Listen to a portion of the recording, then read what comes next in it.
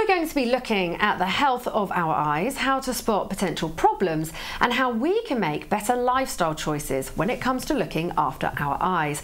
Joining me is consultant eye surgeons Khalid, Ikram and Sarge Ataullah from the Face and Eye Clinic in Manchester. Welcome to you both. Thanks for being here. So, all about us being more aware about looking after our eyes. How important is it for us to take care of the health of our eyes? Well, I would say very much in the same way that we all are encouraged to go to our own dentist every 6 months, every year or so to get the health of our teeth checked. It's probably even more important to go and get our eyes checked on a regular basis. There are many conditions that we wouldn't necessarily know that we have in their early stages that our optometrist can pick up on if we were to do that. So if we went every year or so, the optometrist may be able to diagnose certain conditions such as dry eye, blepharitis, the early signs of other health conditions such as diabetes.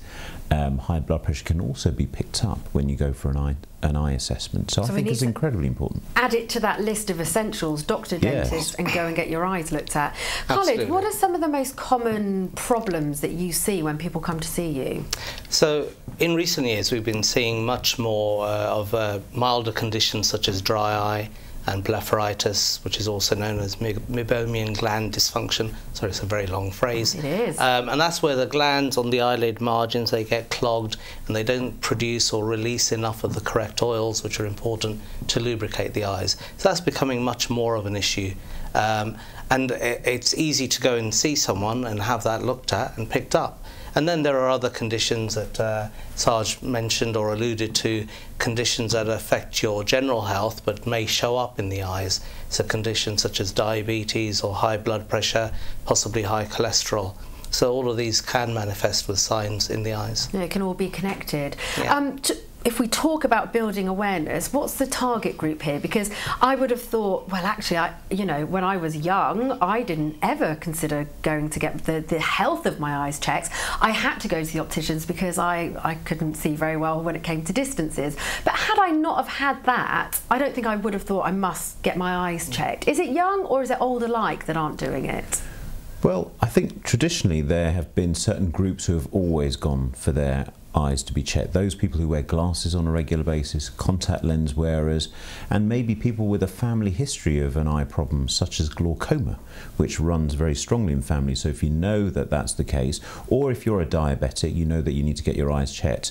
But in addition to those groups who go regularly, it's important for people to have their eyes checked even if they don't have those conditions, because the other problems can be picked up for the reason we've said. And what we're seeing now is that younger and younger people are developing eye problems, and that's predominantly because of the lifestyles that we lead nowadays. So a lot of people are using video screens, tablet screens, the screens on phones, and they are not they're focusing on those, their eyes are straining, they're not blinking as often as they would normally, so you're not lubricating the surface of your eyes, your tears are evaporating more readily. So they're running into problems with discomfort, stinging, burning, grittiness associated with evaporative dry eye and with other conditions that can cause those symptoms. But I mean, that's modern day life, isn't it? Everything happens on a screen now. Particularly, I would look at my nieces growing up and I think, wow, everything you do is happening, via a computer. How do we combat that when it comes to our eyes? It's difficult to combat it completely, especially with kids. I mean, encourage them not to use these devices for very long periods continuously. That's the thing. They're going to use them, it's inevitable, but encourage them to use them for relatively shorter periods of time, taking breaks in between.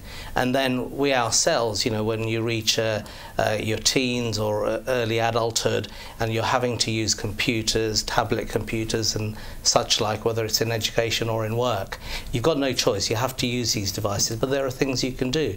You can take breaks. And there's a rule, it's known as the 20-20-20 rule, whereby every 20 minutes or so you take a break. You look away from the device that you're using, look into the distance, say 20 feet away, and relax your eyes for about 20 seconds.